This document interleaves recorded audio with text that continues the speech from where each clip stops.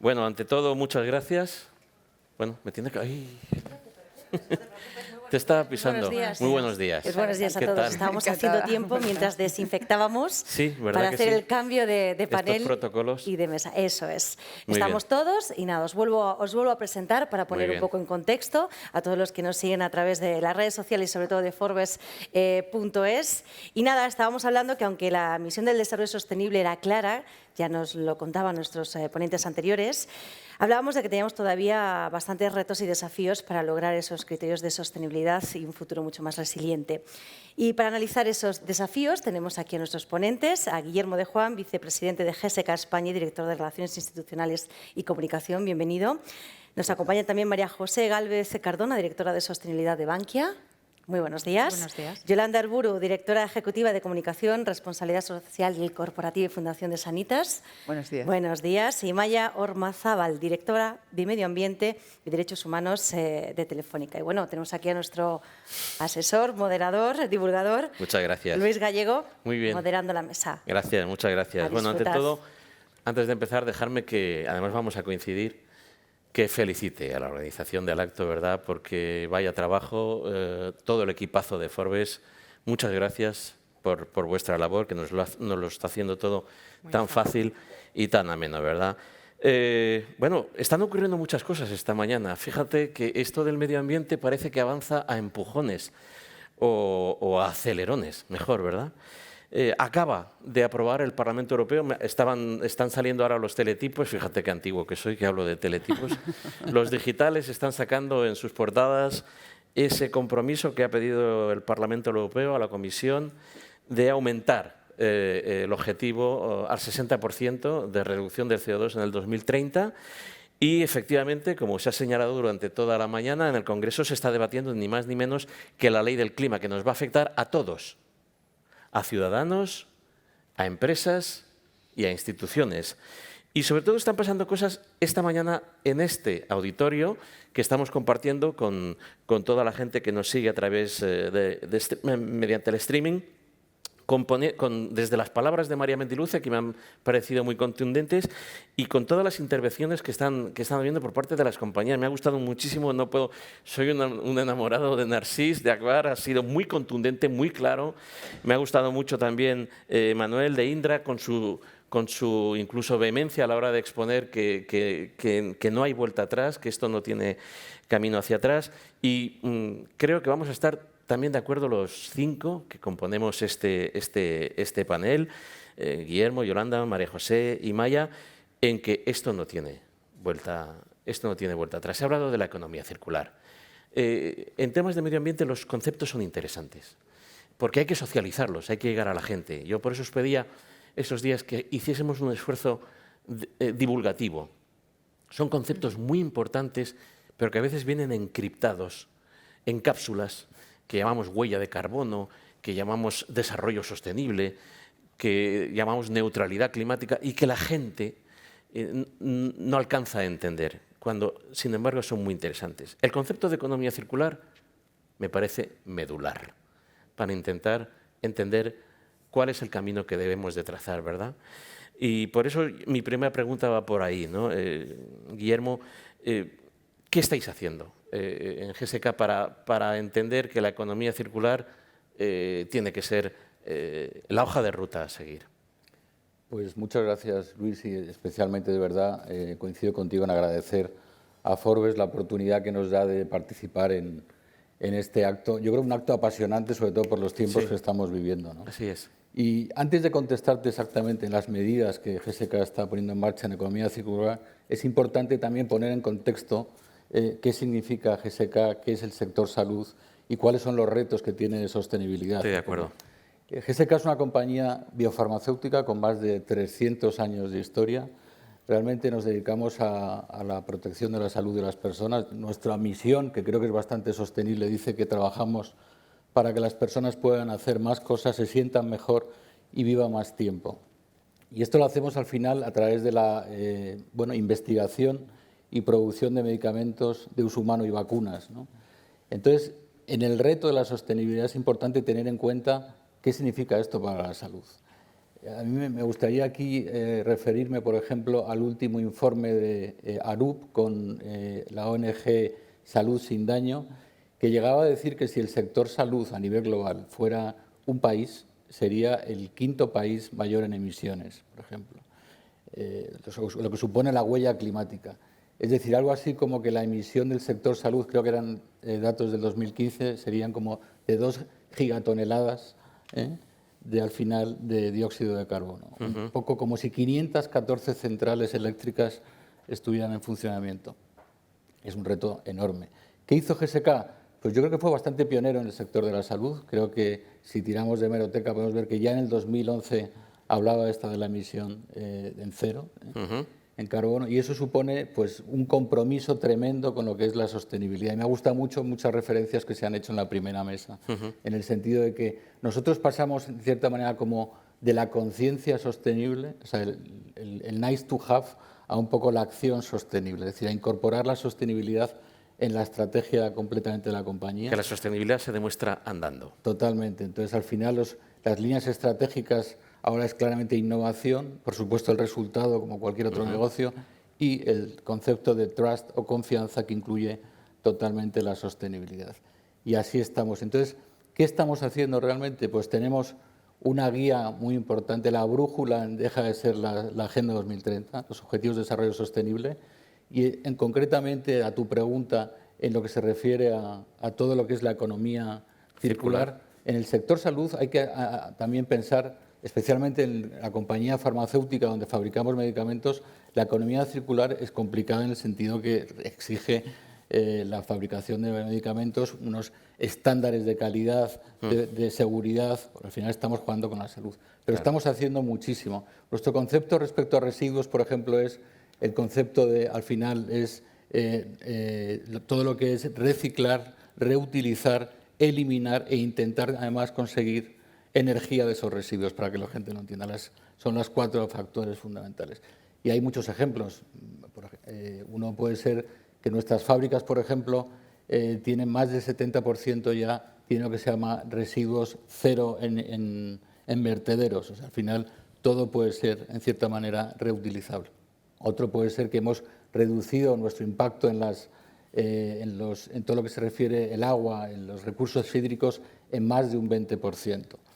Algún ejemplo te puedo contar curioso, por ejemplo, ahora que estamos en época de gripe, es decir, nosotros somos líderes en fabricar vacunas en muchísimas enfermedades prevenibles, y la vacuna de la gripe común se hace con huevos. Pues hemos conseguido en nuestras fábricas que con los residuos de esa parte del huevo mezclado con otros elementos verdes hagamos un compás para que se pueda utilizar en temas de construcción y arquitectura, o incluso que todo lo que supone la refrigeración de las vacunas, los materiales de refrigeración, se están también utilizando para elementos de decoración, elementos de arquitectura y construcción.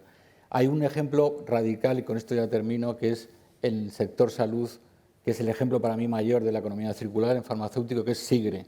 SIGRE es una asociación sin ánimo de lucro que fue fundada por Farmaindustria, todas las industrias farmacéuticas, Contenedor blanco de la las farmacias. distribución, que está muy cerca del consumidor, que lo que hace es el reciclaje de todo lo que supone el residuo de los medicamentos, y claramente es una economía circular. O sea que efectivamente yo creo que el esfuerzo es titánico, es necesario, tiene que estar en la estrategia. De hecho, nosotros hemos tenido también la fortuna de ser considerados en el año 2019 por el índice Corporate Knights la 5ª empresa más sostenible en el mundo, y de hecho es que empezamos con suficiente antelación.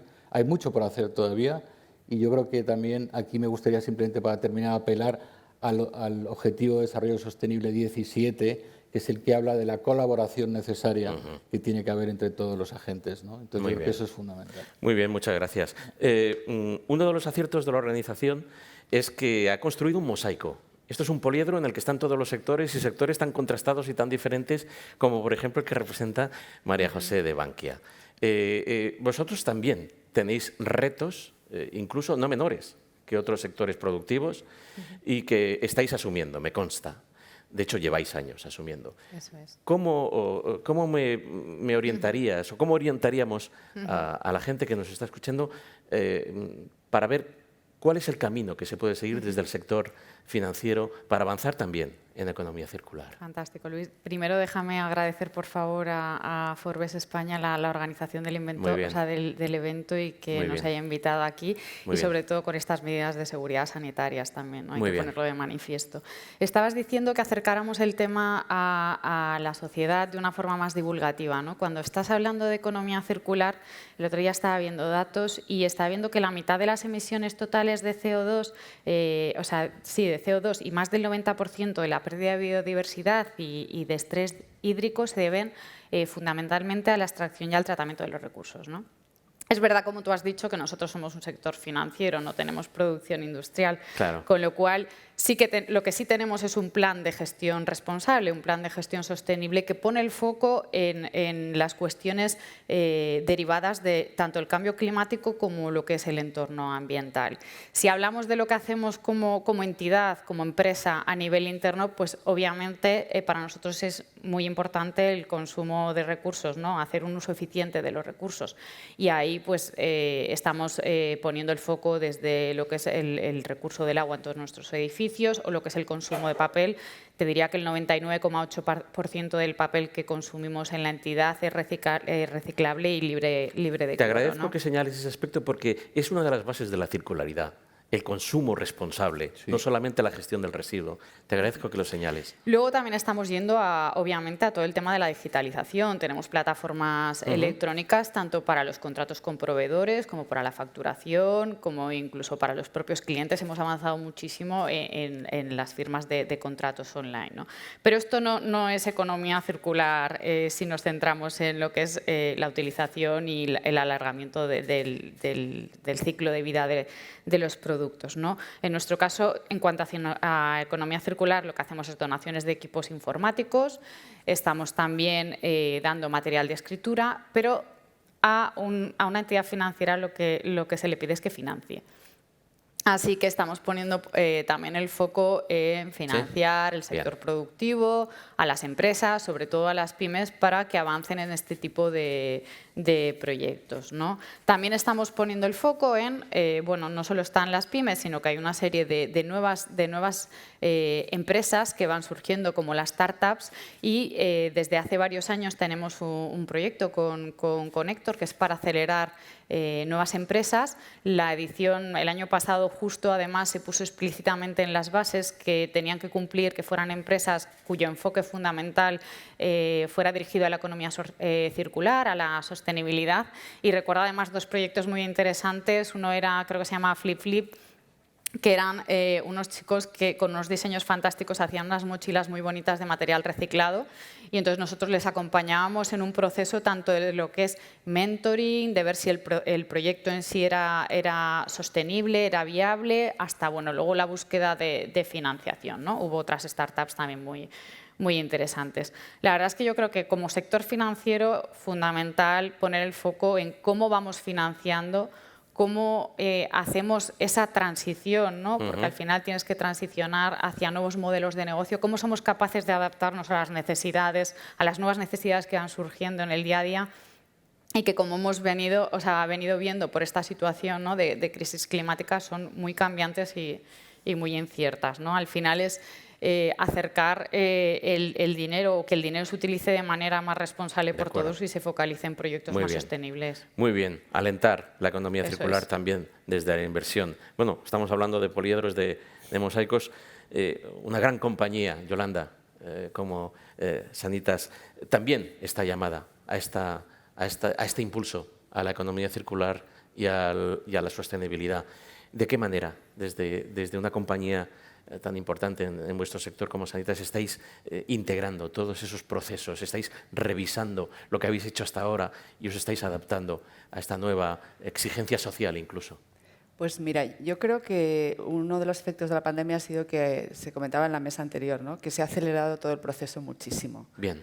Porque creo que ha habido una revelación compartida por toda la sociedad de la importancia de la sostenibilidad, que yo creo que antes estaba implícita, pero creo que este fenómeno ha hecho que gane en nitidez la relación entre el medio ambiente y la salud de manera esencial y luego todas las consecuencias que tiene sociales y económicas, ¿no? Así es. Y entonces nosotros hemos tomado mucha conciencia de la urgencia de acelerar todos esos procesos, que ya veníamos trabajando en ellos, en dos aspectos fundamentales. El primero, como toma de posición de compañía. Es decir, creo que las empresas se nos demanda, se espera de nosotras que demos un paso adelante y que seamos parte de la solución. No solo ya no parte del problema, por supuesto, que tiene que ver con cómo revisas tu operativa para minimizar tu impacto en el medio ambiente e incluso para ser positivo, ¿no? en la lucha contra el cambio climático, por ejemplo, sino también en cómo reseteas tu objetivo, tu propósito y cómo lo realizas. Es decir, nosotros somos muy conscientes de que queremos dar ese paso adelante y, de hecho, durante la pandemia pues, hemos estado ofreciendo todos nuestros recursos a la sanidad pública y a las autoridades para atender a los pacientes que hiciera falta. Duplicamos capacidad, ampliamos camas hospitalarias y de UCI y bueno, pues atendimos a todo el mundo que lo necesitó. Y lo volveremos a hacer cuando se necesite, pero también somos muy conscientes de que no podemos limitar el cuidado de la salud de las personas a la salud del individuo. Creemos que la resiliencia del individuo y de la sociedad tiene mucho que ver con la capacidad de vencer pandemias como la del COVID-19.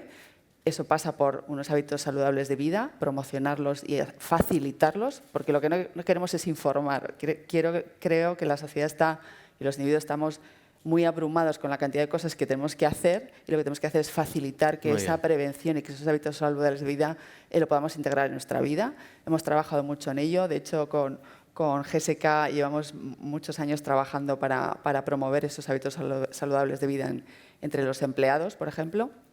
Pero además estamos trabajando ya de manera muy decidida y muy seria, de manera integrada en nuestro plan estratégico en lo que denominamos una salud, es decir, la salud del individuo, pero como parte de un ecosistema.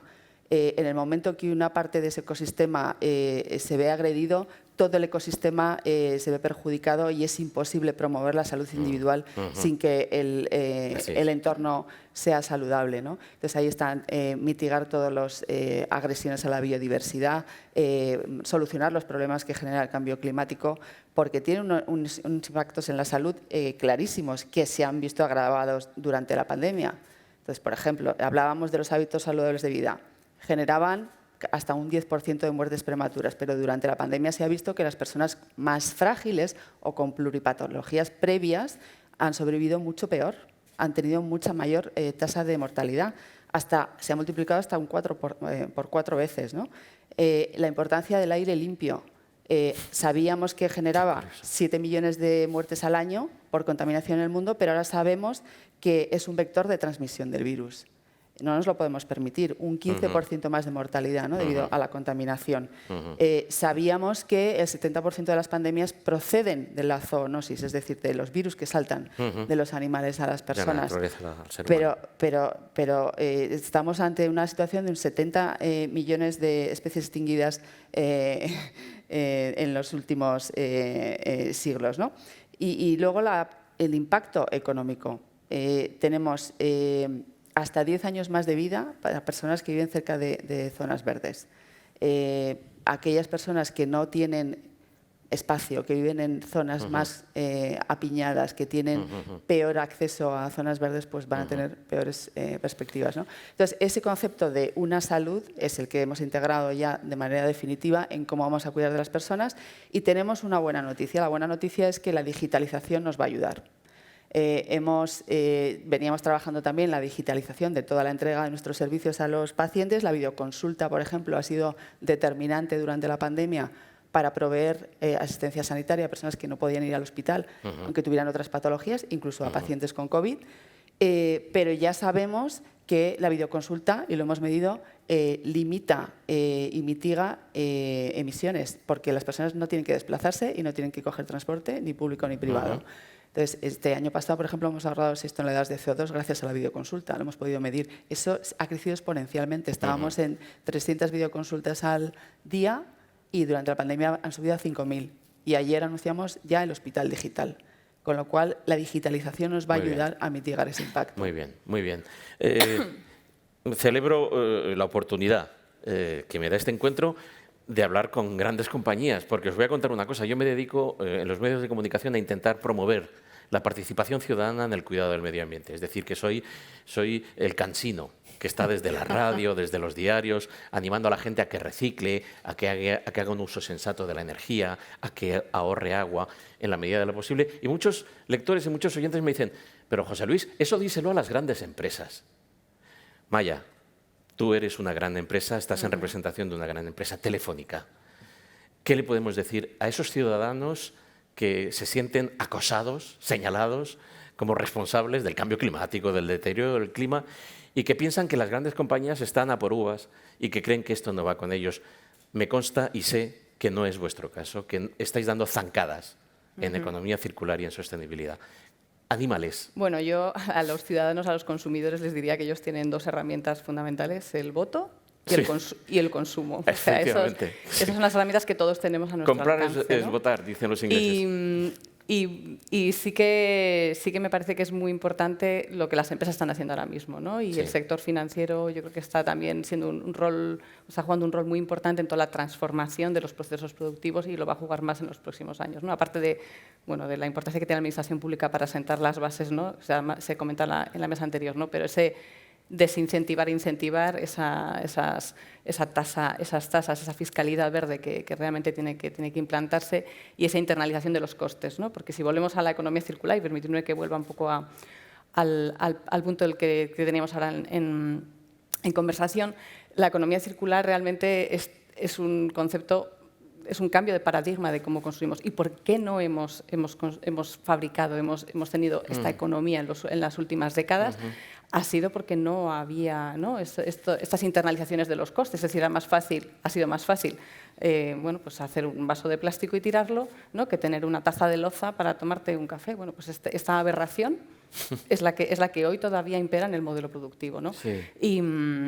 Y obviamente esto no tiene ningún sentido, o sea, lo acaban de comentar, ¿no? Pero realmente la especie más frágil de todos los ecosistemas somos los humanos. O sea, que no pensemos que esto lo hacemos solo por el oso polar, que puede ser que algunos de nosotros nos movamos por eso. Yo llevo 20 años trabajando en el ambiente, estudio ciencias ambientales, o sea, que realmente es el trabajo que yo he buscado y por lo que yo estoy aquí. Pero no es solo eso, o sea, realmente sé lo que se ha visto y lo que se está viendo en los últimos años, lo que está haciendo que esto se mueva más rápido, es que esto es un tema de la especie humana en sí mismo, ¿no? De la supervivencia de la especie y de supervivir con un bienestar, ¿no? Que todos buscamos y queremos que se perpetúe, ¿no? Y sin la economía circular, sin una economía baja en carbono, no va a ser posible, ¿no? ¿Y qué es esto de la economía circular, ¿no? Porque tú lo hablabas antes. Es verdad que es muy importante que aterricemos conceptos técnicos al final a la vida de todos, ¿no? Y que llegue al ciudadano, que al consumidor. Es que esto no lo veo en un periódico, lo veo en un telediario y a mí no me cala, ¿no? No sé qué hacer con, sé que es importante, esto. Pero no. Parece importante, pero a mí no me llega, ¿no? Bueno, pues yo creo que ese también es un rol que tenemos que jugar las empresas, ¿no? O sea, primero, obviamente, porque tenemos que tener equipos técnicos que sean capaces de este concepto de economía circular, que al final es emular los ecosistemas. Es decir, en un ecosistema no hay un residuo, no existe residuo en el ecosistema. Siempre sirve para una bacteria, un virus, otro elemento dentro del ecosistema que consigue usar ese recurso, porque para ellos un residuo es un recurso. Exacto. Y otro elemento importante, aparte de las materias, es la energía. O sea, cuando estamos hablando de energía, bueno, pues en el ecosistema la energía es el sol, ¿no? Es la fotosíntesis. O sea, consiguen, ¿no? Y esos son los modelos energéticos que tenemos ahora mismo, que estamos construyendo todos, pues van un poco en esta línea, ¿no? Entonces te diré qué estamos haciendo las empresas, qué está haciendo Telefónica. Y voy a ser muy concreta. Bueno, llevamos bastante tiempo, obviamente lo he dicho yo, llevo 20 años trabajando en Telefónica y Medio Ambiente, con lo cual no hemos empezado ayer, porque si no, no estaríamos aquí en el momento en el que estamos. Hoy por hoy, el consumo eléctrico que tiene Telefónica es 100% renovable en sus 4 principales mercados, entre ellos, obviamente, en España. El consumo energético de una empresa de telecomunicaciones es elevado, o sea, no somos una gran industria, pero obviamente el hecho de que vosotros estéis con los móviles aquí o con vuestro router en casa, la televisión, Movistar Plus, bueno, pues esto consume energía, ¿no? Entonces, ¿qué tenemos que hacer? Ser muy eficientes en el consumo energético, y eso es un foco importantísimo, y os diré que es un foco de ahorro también muy importante, con lo cual es que todo el mundo te escucha muy atento cuando dices eficiencia energética interesante, ¿no? Y luego consumir en fuentes de energía renovable. ¿Por qué? Porque realmente si no somos capaces de descarbonizar nuestras empresas, bueno, pues no vamos a contribuir a estos objetivos que has comentado antes del Parlamento Europeo, ¿no? Con lo cual todos tenemos nuestra responsabilidad y ahí, bueno, pues Telefónica tiene el objetivo de ser cero neto en emisiones en el año 2030. Y luego, desde el punto de vista de los materiales, ¿no?, que también comentabais, bueno, pues nosotros llevamos muchos años ya reutilizando los equipos. Los equipos de telecomunicaciones, los residuos eléctricos y electrónicos nunca se deberían de llegar a producir, o por lo menos producirse en menos cantidad. Y actualmente es una de las mayores fuentes de generación de residuos en el mundo. El teléfono móvil es el que nos viene a la cabeza, pero no solo es el teléfono móvil, pues obviamente son todos los equipos que están por detrás de estas redes de telecomunicaciones, son vuestras lavadoras, las televisiones, todos los residuos. residuos, que es la fracción que más crece.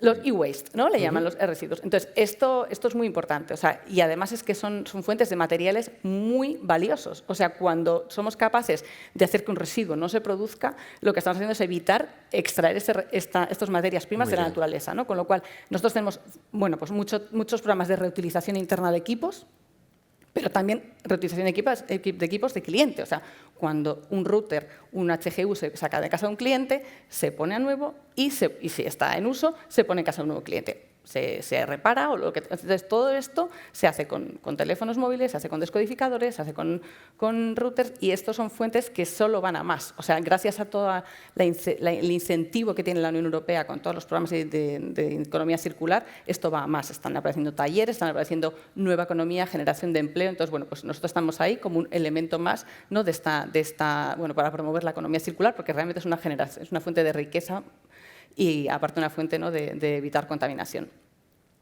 Y luego, ¿qué otro rol creo que jugamos las empresas? Es importante que, bueno, se ha hablado aquí de digitalización, ¿no? Dos de las personas de la mesa ya lo han comentado, y nosotros, ¿qué somos? Bueno, pues realmente lo que nosotros vendemos es digitalización, ¿no? O sea, entonces, ¿qué más puede hacer una empresa de telecomunicaciones? Bueno, pues lo que más podemos hacer, aparte de reducir nuestra huella, es en realidad descarbonizar, es en realidad ayudar a nuestros clientes a que reduzcan su propia huella climática, ¿no?, su propio impacto sobre el medio ambiente. Entonces, ¿qué estamos haciendo?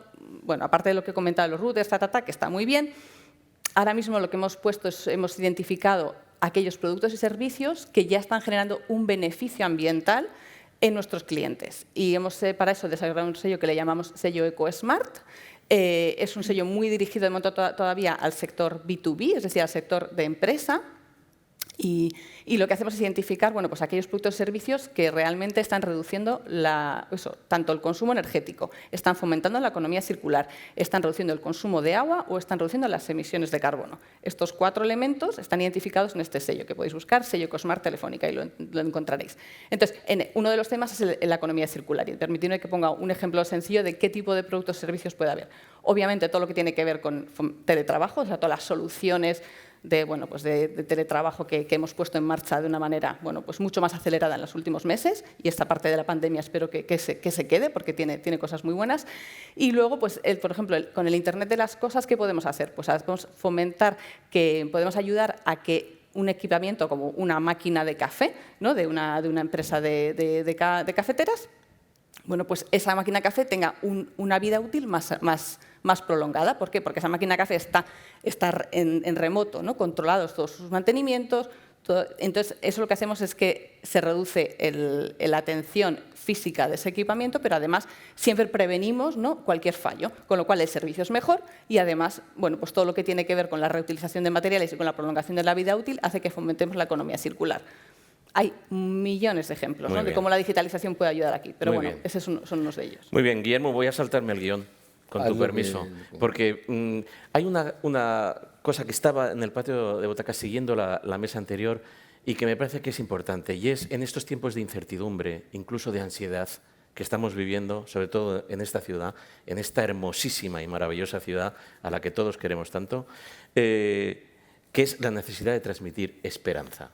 Decía Saramago que llega un momento en la vida en el que lo único que nos queda es la esperanza, y entonces descubrimos que lo tenemos todo, ¿verdad? Sin ser utópico y sin ser ingenuo, transmitir esperanza hacia un futuro más limpio, más sostenible, hacia un planeta mejor, como tú decías, ese fundador que hace 300 años creó GSK, vosotros sois conscientes del rol que desempeñáis en tanto a gran compañía para avanzar hacia ese futuro de esperanza. Esta mañana lo estamos viendo, pero eso es más que un discurso, ¿verdad, Guillermo? Es mucho más. Yo creo que al final tiene que ser la realidad de cada día. Es decir, de tal manera que esté tan imbuido en la propia cultura de la compañía que lo sintamos como natural.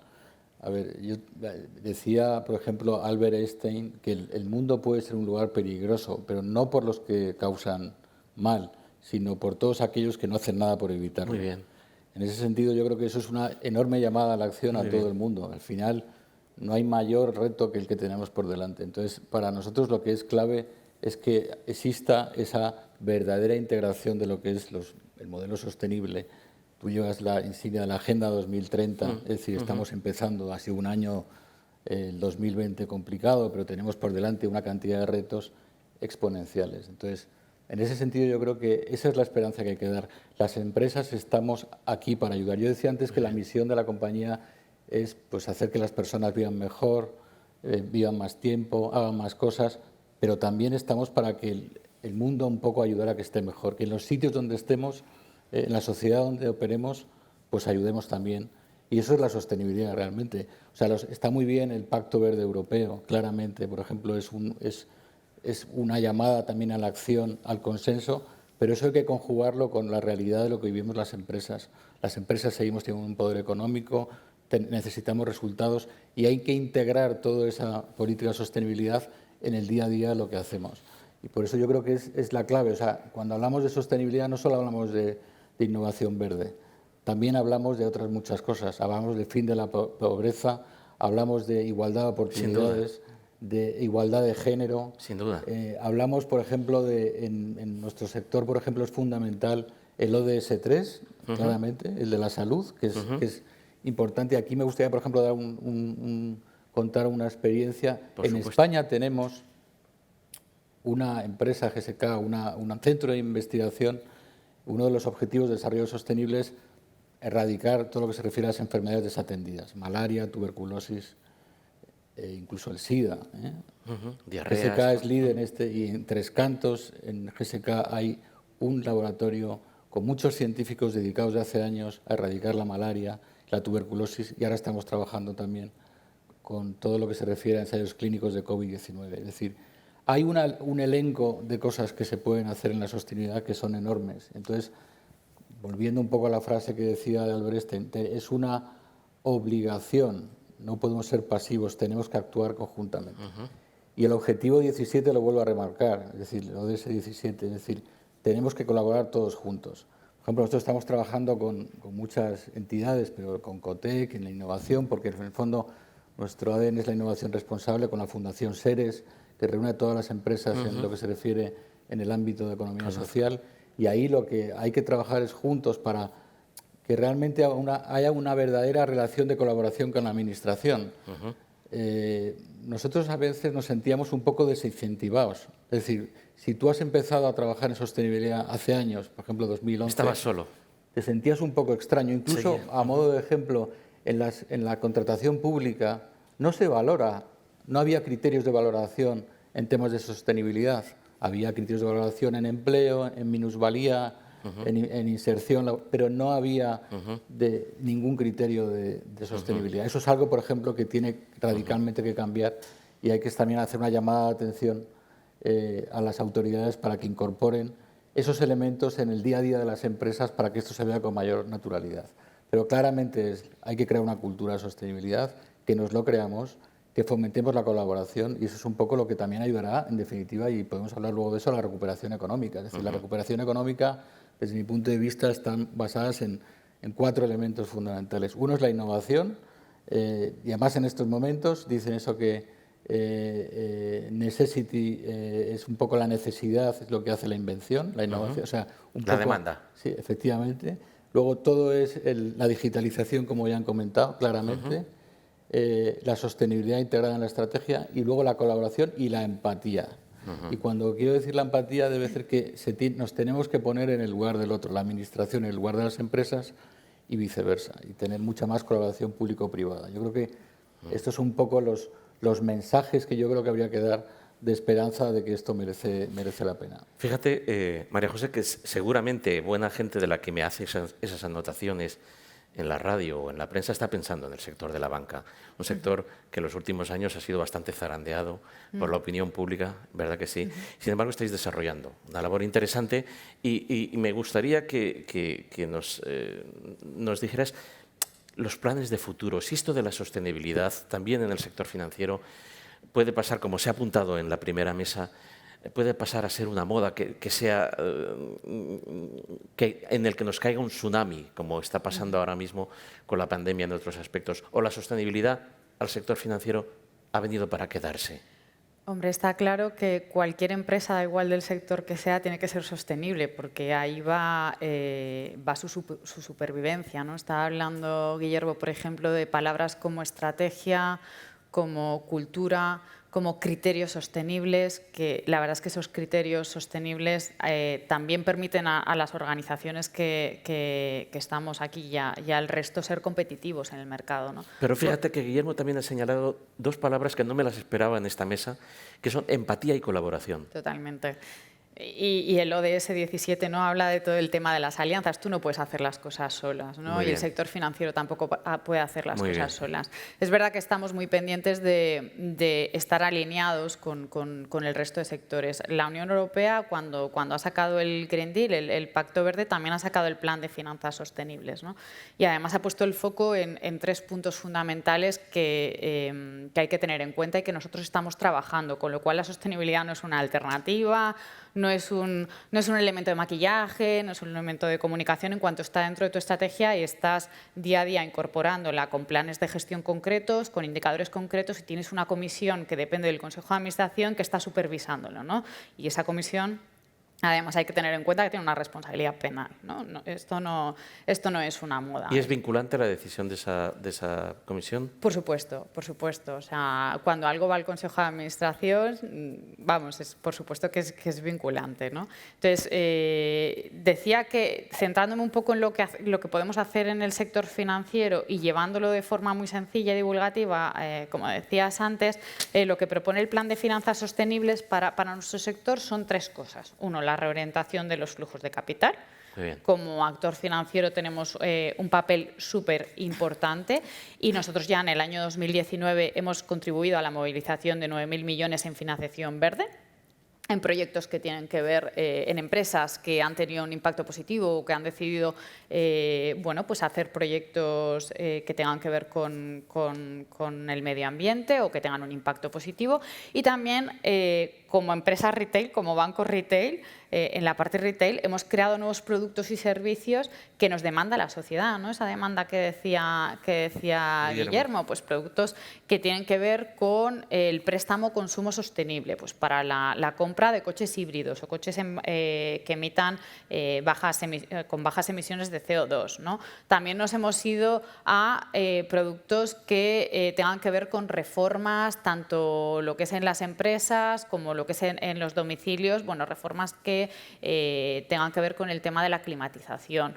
O luego nos hemos ido a otro tipo de productos en la parte quizás más sofisticada o más de inversión de Bankia Asset Management, como el Fondo Futuro Sostenible, ¿no? Que es un fondo de impacto que tiene en cuenta los 7 ODS y tiene en cuenta qué impacto tiene en el mercado la inversión, ¿no? Muy bien.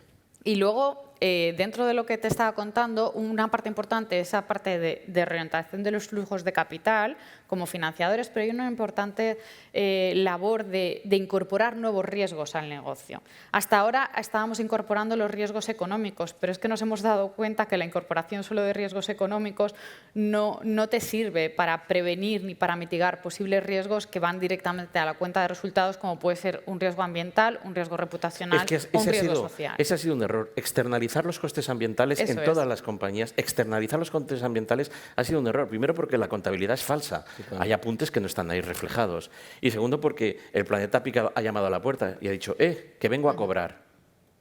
Por lo tanto, esos avances son de supervivencia, básicamente. Hablando de avances, lo que avanza más en esta jornada es el tiempo.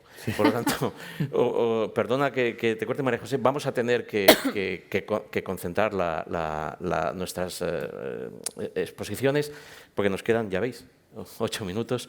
Y en ese caso, Yolanda, lo que quieras aportar para hacer comprender los esfuerzos que desde una gran compañía de salud estáis llevando a cabo para avanzar en materia de sostenibilidad, por favor, si los quieres aportar, no quisiera que te quedases. Pues sí, yo creo que estamos trabajando en dos direcciones. Una, cómo minimizar el impacto de nuestras operaciones. Nosotros, nuestro gran impacto viene por la vía de los edificios. Tenemos 4 hospitales en España, tenemos casi 200 clínicas dentales, tenemos 46 residencias de mayores y todo eso son edificios, infraestructura que impactan el medio ambiente, ¿no? Entonces, bueno, pues tenemos ya muy rodado todo lo que tiene que ver con arquitectura verde, con construcción con criterios de sostenibilidad de nuestros edificios y luego también cómo convertir cada uno de los edificios en, digamos, contribuyente positivo al medio ambiente y no ¿Eso negativo? lo hacéis con auditorías energéticas, revisando? Eso es. Entonces, bueno, pues todo lo que tiene que ver con los informes de impacto medioambiental previo a la construcción, todo lo que tiene que ver con que el edificio se gestione con el mínimo consumo energético posible. El 100% de nuestro consumo de electricidad proviene de energías renovables. Hemos reducido ese consumo de energía, tened en cuenta que estamos hablando de hospitales, de residencias de mayores que están 24 horas 7 consumiendo energía. Desde 2009 hasta este año lo hemos reducido un 69%. Hemos reducido muchísimo la cantidad de agua, que también es un volumen muy reseñable, gracias a todos los sistemas de perlizadores y de reducción de consumo. Iluminación LED, toda esa transformación se ha hecho. Tenemos placas fotovoltaicas en todos nuestros edificios para generación de energía solar. Implantamos cero jardinería en toda la plantación de jardinería que tenemos. Y ahora estamos ya mirando todo lo que tiene que ver con convertir el propio edificio en una superficie de plantación de cubiertas vegetales y de otras superficies, ¿no? Para generar biodiversidad allí donde estamos implantados. Eso por un lado. Y luego, por otro, tenemos todo lo que tiene que ver con los servicios, como decía, y la entrega de, bueno, pues de la parte asistencial a los ciudadanos. Entonces, hay una parte que tiene que ver con esa promoción de hábitos saludables a las que me refería antes, para que verdaderamente tengamos a personas más sanas y con más capacidad de enfrentar, bueno, pues, las enfermedades que puedan llegar. Y luego tenemos toda una línea que es cómo digitalizar todos los servicios que prestamos. Que dices, bueno, pues si parece que ir al médico y que te haga una operación es poco digitalizable, ¿no? Pues no es verdad. Estamos haciendo todos nuestros estudios para llegar a conclusiones como que el 70% de las visitas son digitalizables, se pueden hacer vía videoconsulta, vía telefónica, no hace falta tocar al paciente. Hay una parte de diagnóstico de biomarcadores y de monitorización de indicadores de salud en remoto, muy importante, gracias a compañías como Telefónica y bueno, pues todos los fabricantes de dispositivos de monitorización. Entonces podemos hacer electros a distancia desde casa, podemos hacer una monitorización del consumo de oxígeno también desde casa. O sea, hay toda una serie de aspectos que se hacían antes in situ en un edificio que ahora se pueden hacer desde tu casa. Con lo cual, pues reduces el impacto medioambiental de todos esos trasiegos, muchísimo más cómodo para el paciente, mejor monitorizado, mejor capacidad de resolución que tiene el médico, con lo cual es un win-win por todos lados, ¿no?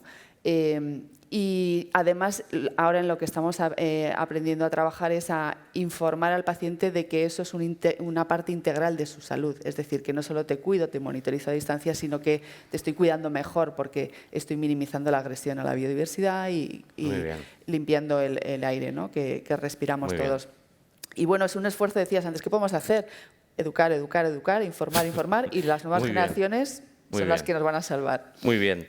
Maya, ya para acabar, la presidenta van der Leyen de la Comisión, a principios de año, decía que iba a exigir a las compañías, no solamente a los ciudadanos, que aportasen toda su ayuda para alcanzar ese objetivo que se dibuja en el horizonte. Ya hemos visto 60% de reducción de emisiones en 2030 y carbono neutral en la Unión Europea en el 2050.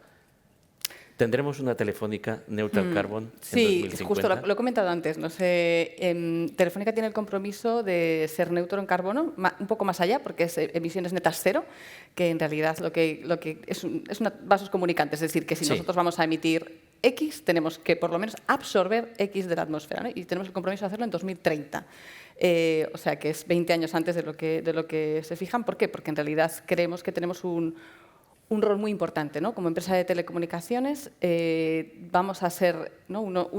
vamos a jugar un papel muy importante en la descarbonización de todos los sectores y es muy importante que lo hagamos con una red, con un servicio basado con cero emisiones. Es decir, que por eso estamos trabajando muy fuerte en que nuestros servicios realmente no emitan, ¿vale? O sea, no emitan en la producción de los servicios. Por lo tanto, tenemos ya tenemos dos compromisos como empresa muy importantes. Uno es que nuestros servicios estén apalancados, estén basados, tengan emisiones netas cero en 2030. Hoy por hoy en Telefónica en España, por ejemplo, ya somos 100%, nuestro consumo eléctrico es 100% renovable, y en Brasil tenemos el compromiso de tener emisiones netas cero ya este año, en el año 2020. O sea que estamos avanzando mucho en estos compromisos de emisiones netas cero. Estamos haciendo temas, obviamente, de reducción de emisiones, de energía renovable, de eficiencia energética, de construir unas redes muy eficientes. La fibra óptica es mucho más eficiente que el cobre. Telefónica está haciendo un esfuerzo muy importante de despliegue, que todos conocéis, de fibra en este país, pero está quitando las redes antiguas. Lo importante es cómo la eficiencia, cómo todos estos conceptos están desde el diseño de todas las compañías, ¿no? Entonces, Telefónica esto lo tiene como una estrategia. Entonces, toda la eficiencia, todo lo que tiene que ver con nuestra huella climática, cero. Y luego, el rol muy importante que vamos a jugar en la descarbonización de otros sectores, del sector del transporte, del sector de la industria, del sector de la energía, las redes inteligentes que hacen falta para toda esta red renovable, que vamos a jugar ahí. Bueno, cualquier sector, el sector sanitario, la salud, todo el tema de poder dar salud ahí, todo el teletrabajo. Entonces, ahí Telefónica, por ejemplo, el año pasado ya evitó 3 millones de toneladas de CO2 a la atmósfera gracias a nuestros servicios. Quiere decir, no lo que nosotros emitimos 1 millón el año pasado, evitamos 3. Entonces, para que veamos que en realidad nuestro rol, nuestro de Telefónica, pero de todo el sector, lo que más vamos a hacer es intentar que esta digitalización, ¿no?, esté en la agenda climática. O sea, lo que tenemos que hacer es juntar agenda climática con agenda digital, porque sin la digitalización no vamos a conseguir los retos climáticos. Entonces, bueno, pues ahí es donde creo que vamos a jugar un papel más importante en los próximos años. Muy bien. Os tengo que decir que se nos ha acabado el tiempo. Ha sido un placer. Hace unos años, cuando uno se giraba hacia atrás y miraba el panorama empresarial de este país, pues la verdad es que daban ganas de girarse inmediatamente hacia adelante y seguir avanzando, haciendo lo que uno podía. Hoy en día es un honor y un placer girarse hacia atrás gracias a compañías como las vuestras. Dice Serrat que nunca es triste la verdad, lo que no tiene remedio. Bueno, vosotros estáis haciendo lo posible para que sí, que lo tenga. Hemos cogido un relevo importante, la primera mesa ha sido muy fuerte, nosotros hemos sido mejores. Claro. Muchas gracias. Muchas gracias. Gracias a vosotros. Gracias.